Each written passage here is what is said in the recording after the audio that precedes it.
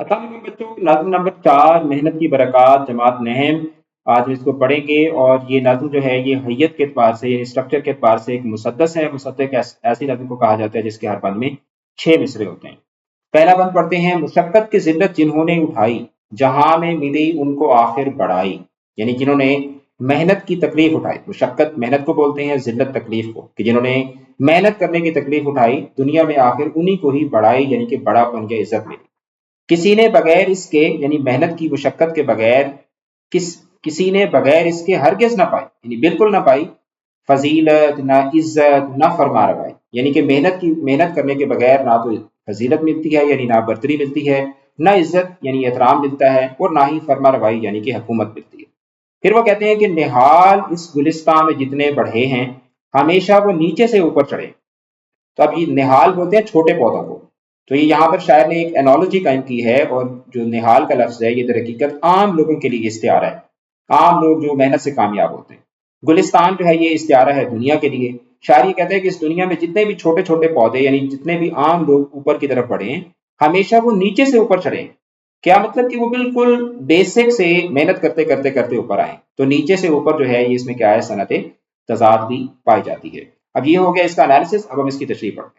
تو اس بات میں شاعر ہمیں ایک بہت اہم سبق دیتا ہے کہ زندگی میں کامیابی کے لیے کوئی آسان رستہ نہیں ہوتا۔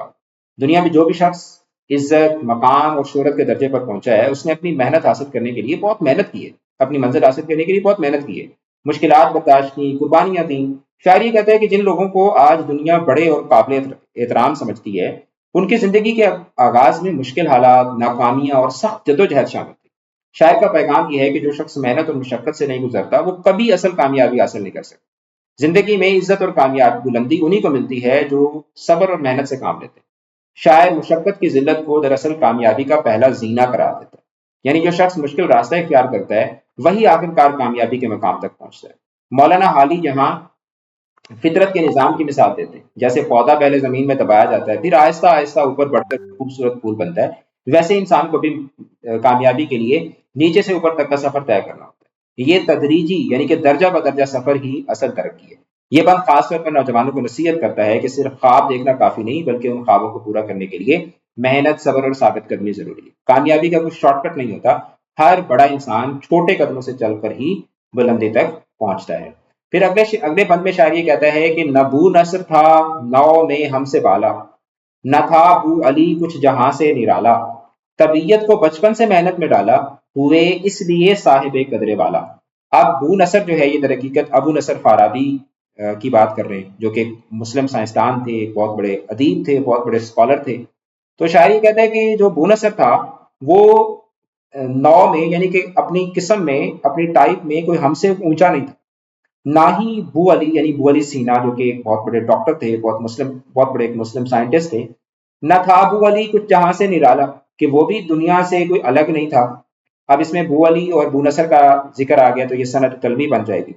شاعری کہتے ہیں کہ طبیعت کو بچپن سے محنت میں ڈالا، کہ ان کی کامیابی کی وجہ کیا تھی، کہ انہوں نے شروع سے ہی اپنی طبیعت کو محنت میں ڈالا، ہوئے اس لیے یعنی محنت کرنے سے ہی وہ صاحب قدرے والا یعنی کہ اونچی عزت والے، وہ صرف اپنی محنت کی وجہ سے ہوئے۔ پھر شاعری کہتا ہے کہ اگر فکر کسب ہنر تم کو بھی ہو، ہنر خوبی کو بولتے ہیں، کسب کا مطلب ہوتا ہے حاصل کرنا، فکر کا مطلب خواہش، یعنی کہ اگر تمہیں بھی خوبی حاصل کرنے کی خواہش ہو، تم ہی پھر ابو نصر اور بو علی ہو۔ یعنی شاعری کہتا ہے کہ تم ہی، یہ ہے تمہیں نہیں ہے، تم ہی ہے، تم ہی یعنی کہ پھر تم، مطلب اگر تمہارے اندر بھی وہ ایسپیریشن، وہ جذبہ ہو جو بو نصر اور بو علی میں تھا، تو پھر تم بھی ان کی طرح جو ہے وہ زندگی کے اندر کیا بن سکتے ہو، ایک بڑے آدمی بن سکتے ہو۔ تو اس بات میں شاید طلباء اور نوجوانوں کو محنت اور علم کی قدر سمجھانے کے لیے دو عظیم فلسفیوں ابو نصر فارابی اور ابو علی سینا کی مثال دیتے ہیں۔ شاعر بتاتا ہے کہ یہ دونوں انسان بھی ہمارے جیسے ہی تھے، ان کے پاس بھی وہی جسم، وہی عقل اور وہی زندگی تھی جو عام انسانوں کے پاس ہوتی ہے، لیکن فرق یہ تھا کہ انہوں نے اپنی زندگی کو علم حاصل کرنے، تحقیق کرنے اور سیکھنے کے لیے وقف کر دی۔ یہی ان کی مسلسل محنت، لگن اور علم سے محبت تھی جس نے انہیں تاریخ کے سب سے بڑے مفکرین اور فلسفیوں میں شامل کر دیا۔ شاعر کا مقصد یہ بتانا ہے کہ وہ کسی خاص طاقت یا جادو سے عظیم نہیں بنے، بلکہ اپنی محنت اور علم کی کوششوں سے بلند مقام تک پہنچے۔ یہ اشعار در حقیقت ایک سبق ہے ان لوگوں کے لیے جو بغیر محنت کے کامیاب ہونا چاہتے ہیں۔ شاعر جیسے پوچھتا ہے کہ اگر فارابی اور ابن سینا محنت کر کے بڑے بن سکتے ہیں تو تم کیوں نہیں بن سکتے؟ تم بھی ان جیسے بن سکتے ہو اگر تم محنت کرو، اپنے دل و دماغ کو علم کے لیے وقف کرو اور سستی کو چھوڑو۔ تو یہ پیغام ہر نوجوان کے لیے رہنمائی رکھتا ہے۔ کامیابی کسی خاص قوم، نسل یا زبان کی میراث نہیں۔ جو بھی شخص خلوص نیت سے محنت کرے، علم حاصل کرے اور سچائی کے راستے پر چلے، وہ ضرور عزت اور عظمت حاصل کرتا ہے۔ ٹھیک ہے، اب اگلے بند کی طرف ہم چلتے ہیں۔ شاعر یہ کہتا ہے کہ اسی طرح یہاں اہل ہمت ہیں جتنے، کہ یہاں پر جتنے بھی ہمت والے ہیں، کمر بستہ ہیں کام پر اپنے اپنے، کہ وہ اپنے کام پہ لگے رہے۔ کمر بستہ یعنی کہ اپنے کام پہ میں مصروف ہیں، تو اپنے اپنے کے اندر صنعت تکرار پائی جاتی ہے۔ شاعری کہتے ہیں کہ جہاں کی ہے سب دھوم دھام ان کے دم سے، دھوم دھام یعنی چہل پہل، یعنی رونق، چرچا، خوشحالی، جہاں کی ہے سب دھوم دھام ان کے دم سے، فقیر اور غنی سب تو پھیلی ہیں ان کی۔ اب فقیر اور غنی جو ہے اس میں صنعت تضاد پائی جاتی ہے۔ تو شاعری کہتے ہیں کہ سب تو پھیلی ہے ان کے کہ سب محنتی لوگوں کی وجہ سے ہی، انہی کی وجہ سے زندہ ہے، کہ امیر آدمی ہے، غریب ہے، تمام کی زندگی کا نظام جو ہے وہ محنتی لوگوں کی وجہ سے چلتا ہے۔ بغیر ان کے بے ساز و ساماں مجلس، بے ساز و سامان یعنی خالی اور ویران، نہ ہوتے اگر یہ تو ویران تھی مجلس۔ اب مجلس سے مراد ہوتا ہے محفل، تو یہاں پر جو مجلس کا لفظ ہے یہ دنیا کے لیے کیا ہے، استعارہ ہے۔ تو تحقیق شاعر یہاں پر بتانا چاہتا ہے کہ جو اہل ہمت ہیں، یعنی جو محنتی لوگ ہیں، انہی کی وجہ سے دنیا کا سارا نظام جو ہے وہ چل رہا ہے۔ تو اس بات میں شاید دنیا کی اصل خوبصورتی اور ترقی کا راز بیان کرتا ہے۔ شاعر کے مطابق دنیا ان لوگوں کے دم سے چل رہی ہے جو محنت کرتے ہیں، جو ہمت اور لگن سے اپنے کام میں لگے رہتے ہیں۔ ایسے لوگ ہی دنیا کی رونق اور ترقی کا اصل سبب ہے۔ اگر یہ لوگ نہ ہوں تو دنیا بے جان اور سنسان ہو جائے۔ شاعر یہ کہتا ہے کہ چاہے کوئی امیر ہو یا غریب، بادشاہ ہو یا عام آدمی، سب کی عزت اور مقام انہی محنتی لوگوں کی بدولت ہے۔ دنیا کی معیشت، ترقی، تعلیم، علم، صنعت اور تہذیب سب ان کے کاموں سے آگے بڑھتے ہیں۔ اگر یہ لوگ کام کرنا چھوڑ دیں تو نہ بازار آباد رہیں، نہ کارخانے چلیں، نہ علم بڑھے، نہ کوئی ترقی ممکن ہو۔ یہ بات ان تمام محنت کشوں، مزدوروں، کسانوں، استاذوں، سائنسدانوں اور کام کرنے والوں کے لیے خراج تحسین ہے، جو اپنی محنت سے دنیا کو خوبصورت اور آباد رکھتے ہیں۔ شاعر کا پیغام یہ ہے کہ اصل عزت اور قدر انہی کی ہے جو پسینہ بہا کر دنیا کو سنوارتے ہیں۔ تو یہ شعر ہمیں یہ سکھاتا ہے کہ دنیا کا نظام صرف بڑے لوگوں یا حکمرانوں سے نہیں چلتا، بلکہ ان خاموش اور محنتی کرداروں سے قائم ہے جو ہر دن اپنی کوششوں سے زندگی کو رواں رکھتے ہیں۔ پھر آگے شاعر یہ کہتا ہے کہ بشر کو ہے لازم، یعنی انسان کے لیے لازمی ہے کہ ہمت نہ ہارے، جہاں تک ہو، یعنی جتنا ہو سکے کام آپ اپنے سنوارے، یعنی انسان سے جتنا ہو سکے اپنے کام خود کرے، خدا کے سوا چھوڑ دے سب سہارے، کہ اللہ تعالیٰ کے علاوہ جتنے بھی سہارے ہیں وہ سب چھوڑ دے، کہ ہیں عارضی زور کمزور سارے، یعنی عارضی کا مطلب وقتی ہیں، چاہے وہ طاقتور ہیں یا کمزور ہیں، زور کمزور یہ صنعت تضاد ہوگی، کہ چاہے طاقتور ہیں کمزور ہیں سب عارضی ہیں۔ پھر وہ کہتا ہے کہ اڑے وقت یعنی مشکل وقت میں، اڑے وقت تم دائیں بائیں نہ جھانکو، تو دائیں بائیں کے اندر بھی صنعت تضاد پائی جاتی ہے، کہ جب مشکل وقت ہے تو تم ادھر ادھر نہ دیکھو۔ سدا اپنی گاڑی کو گر آپ ہانکو، کہ اگر تم اپنی گاڑی کو خود کھینچو، یعنی اپنی گاڑی کو خود چلاؤ، تو اب یہاں پر گاڑی کا لفظ جو ہے وہ زندگی کے لیے، زندگی کے معاملات کے لیے ایک استعارہ ہے، یعنی گاڑی سے مراد زندگی، کہ اگر تم اپنی زندگی کے سارے معاملات کو خود دیکھو تو پھر تمہیں مشکل وقت میں ادھر ادھر دیکھنے کی ضرورت نہیں پڑتی۔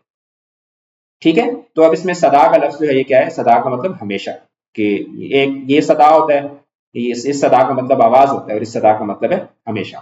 تو اس میں محنت کی تلقین کی جا رہی ہے۔ تو شاعر یہاں پر یہ کہتے ہیں کہ اس بند میں شاعر انسان کو ایک بہت ہی خوبصورت اور حوصلہ افزا پیغام دیتا ہے۔ شاعر کہتے ہیں کہ انسان کو چاہیے کہ وہ اپنے ہر کام کو پوری توجہ، محنت، محبت اور محنت سے کرے۔ آدھا ادھورا یا لاپرواہی سے کیا گیا کام نہ انسان کو کامیابی دیتا ہے نہ عزت۔ اگر کوئی شخص اپنے کام کو دل سے، نظم و ضبط کے ساتھ اور خوبصورتی سے کرے تو نہ وہ صرف کامیاب ہوتا ہے بلکہ اس کا کردار بھی مضبوط اور نکھرا ہوا بن جاتا ہے۔ شاعر آگے کہتا ہے کہ زندگی میں مشکلات آتی ہیں لیکن انسان کو کبھی ہمت نہیں ہارنا چاہیے۔ دنیا میں کوئی بھی مشکل ہمیشہ کی دن نہیں رہتی۔ اگر انسان اپنے دل میں حوصلہ رکھے، خود پر بھروسہ رکھے اور مسلسل محنت کرتا رہے تو وہ ہر رکاوٹ کو پار کر دیتا ہے۔ انسان کو بس اپنے آپ پر یقین رکھنا چاہیے اور ثابت قدم رہنا چاہیے۔ تو شاعر پھر ایک اہم بات سمجھاتا ہے کہ دنیا کی سب چیزیں، دولت، شہرت، رشتے، طاقت، سب وقتی ہیں، ایک دن سب کچھ ختم ہو جانا ہے۔ اس لیے انسان کو ان چیزوں پر نہیں بلکہ اللہ تعالیٰ پر بھروسہ کرنا چاہیے، کیونکہ وہی ہمیشہ باقی ہے۔ اگر انسان اللہ پر یقین رکھے اور اس سے مدد مانگے تو وہ کبھی کمزور نہیں ہوتا۔ آخر میں شاعر ایک اہم عملی نصیحت دیتا ہے کہ زندگی کے سفر میں اپنی گاڑی خود چلاؤ، یعنی دوسروں پر بھروسہ نہ کرو، نہ انتظار کرو کہ کوئی آ کر تمہیں کامیابی دے، خود اپنے فیصلے کرو، خود اپنے خواب پورے کرو، خود اپنی زندگی کو آگے بڑھو۔ تو یہ بات ہمیں سکھاتا ہے کہ کامیابی، عزت اور سکون اسی انسان کے حصے میں آتا ہے جو خوددار، باحوصلہ اور خدا پر بھروسہ کرنے والا۔ شاعر کا پیغام بالکل واضح ہے کہ اپنی زندگی کی گاڑی خود چلاؤ، ہمت سے، محنت سے اور ایمان کے ساتھ۔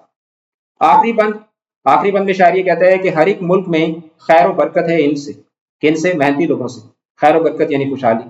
ہر ایک قوم کی شان و شوکت ہے ان سے، کہ ہر قوم کی جو عزت ہے وہ محنتی لوگوں سے۔ نجابت ہے ان سے، شرافت ہے ان سے، نجابت کامیابی کو بولتے ہیں، شرافت نیک نامی کو بولتے ہیں۔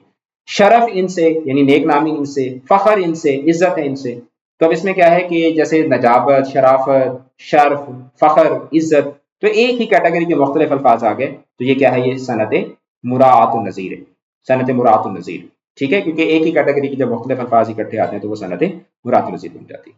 پھر کہتے ہیں کہ جفاکش بنو یعنی محنتی بنو، گر وہ عزت کے خواہاں، کہ اگر عزت کے خواہش مند ہو، عزت حاصل کرنا چاہتے ہو تو محنت کرو، کہ عزت کا ہے بھید ذلت میں پنہاں، کہ جو عزت ہے وہ انہی کو ملتی ہے جو محنت کرتے ہیں۔ یہاں پر ذلت کا لفظ جو ہے وہ محنت کے لیے، پنہا کا مطلب ہے چھپا ہوا۔ تو اب اس میں دیکھیں کہ عزت اور ذلت، تو ان دونوں الفاظ کے اندر کیا پائی جاتی ہے؟ صنعت تضاد پائی جاتی ہے۔ یعنی کہتا ہے کہ اگر آپ کو عزت چاہیے تو اس کے لیے پھر آپ کو بھائی محنت بھی کرنی پڑے گی نا، محنت کیے بغیر تو عزت نہیں ملتی۔ تو اس بند میں شاعر نے بہت اہم سبق دیا ہے کہ محنت، صبر اور اچھے کردار ہی قوموں کی ترقی اور انسان کی عزت کا اصل راز ہے۔ شاعر کہتے ہیں کہ کسی بھی ملک یا قوم کی کامیابی صرف دولت یا طاقت سے نہیں ہوتی، بلکہ اس کے لوگوں کی ایمانداری، محنت اور اخلاق سے ہوتی ہے۔ جو قومیں سچائی اور محنت کو اپنا اصول بناتی ہیں وہی دنیا میں بلند مقام حاصل کرتی ہیں۔ پہلی دو سطروں میں شاعر بتاتا ہے کہ محنتی اور ایماندار لوگ صرف اپنی زندگی نہیں سنوارتے، بلکہ اپنے ملک اور قوم کے لیے بھی باعث برکت بنتے ہیں۔ ایسے لوگ جہاں بھی ہوتے ہیں وہاں بہتری، خوشحالی اور سکون پیدا ہوتا ہے۔ ان کی وجہ سے ادارے مضبوط ہوتے ہیں، نظام درست رہتا ہے، پورا معاشرہ ترقی کرتا ہے۔ تو اگلی سطروں میں شاعر ایک اخلاقی پہلو بیان کرتا ہے۔ شاعر یہ کہتا ہے کہ اصل عزت، شرافت اور فخر ان لوگوں کو ملتا ہے جو محنت اور سچائی کے ساتھ زندگی گزارتے ہیں۔ شرافت اور عزت کا تعلق نہ دولت سے ہے نہ خاندان سے، بلکہ اچھے کردار اور محنت سے۔ جو شخص ایمانداری سے کام کرتا ہے اور دوسروں کے ساتھ انصاف کرتا ہے وہی سچا عزت دار ہوتا ہے۔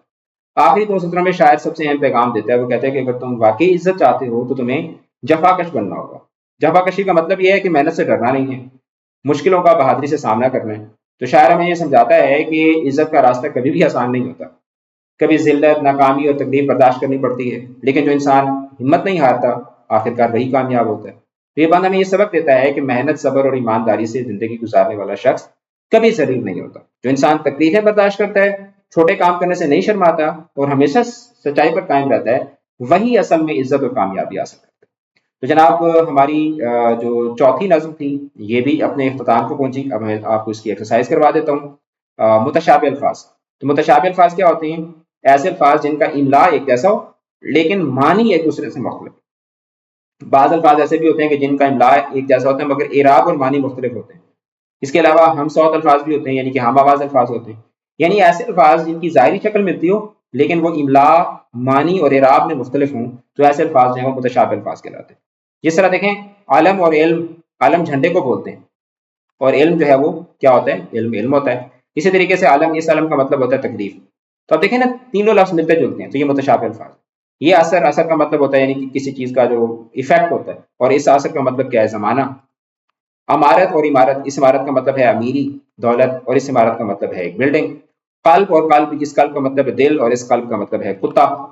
اور اسی طریقے سے کثرت اور کثرت، اس کثرت کا مطلب ہے زیادتی، کسی چیز کا زیادہ ہونا، اور اس کثرت کا مطلب ہے یعنی کہ جو آپ جم لگاتے ہیں، جم لگانا یا محنت کرنا، ورزش کرنا، ٹھیک ہے، محنت، ورزش وغیرہ، ٹھیک ہے۔ تو یہ کیا ہے؟ یہ در حقیقت کیا ہے؟ متشابہ الفاظ کا ایک چھوٹا سا ٹاپک آ گیا۔ ایسی نظم کو کیا کہیں گے؟ جس کے اربن میں 6 مصرے ہوں، مسدس کہیں گے۔ کلام میں متضاد الفاظ کا استعمال کرنا صنعت تضاد کہلاتا ہے۔ مخمس کے اربن میں کتنے مصرے ہوتے ہیں؟ 5 مصرے ہوتے ہیں۔ ہم آواز الفاظ کو کیا کہتے ہیں؟ متشابہ الفاظ بولتے ہیں۔ ہم آواز الفاظ کو قافیہ کہتے ہیں، ٹھیک ہے، ہم آواز الفاظ کو کیا کہا جاتا ہے؟ قافیہ کہا جاتا ہے۔ غزل کے کس شعر میں تخلص کا ہونا لازمی ہے؟ مقطع کے اندر تخلص کا ہونا ضروری ہوتا ہے۔ تو جناب ہماری 4 نظمیں ہو گئیں۔ اگلی کلاس میں ہم لوگ جو ہے وہ کرکٹ اور مشاعرہ پڑھیں گے۔ اگر آپ مکمل نوٹس حاصل کرنا چاہتے ہیں، حوالہ شعر حاصل کرنا چاہتے ہیں، اسی طریقے سے آپ جو ہے وہ ٹیسٹ دینا چاہتے ہیں، لائیو کلاسز میں پڑھنا چاہتے ہیں مجھ سے، تو اکیڈمی کے نمبر پہ آپ رابطہ کر کے مجھے جوائن کر سکتے ہیں لائیو کلاسز کے لیے۔